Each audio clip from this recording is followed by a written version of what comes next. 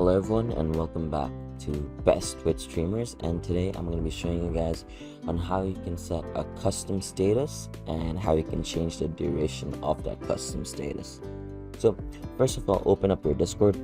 Once you're in Discord, over here click on your name, or you can also go to user settings. But honestly, it's very much easier if you just click on your name.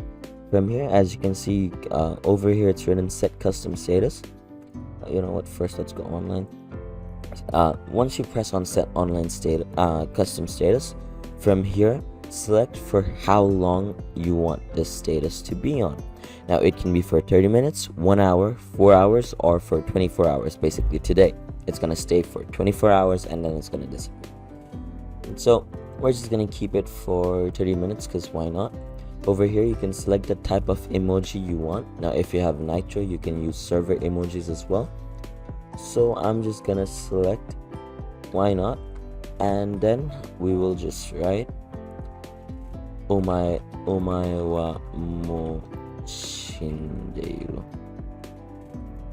because why not with a lot of exclamation marks, and then save. And that's about it. Now every time someone clicks on our name, they'll be able to read the status that we have set up, and that's about it.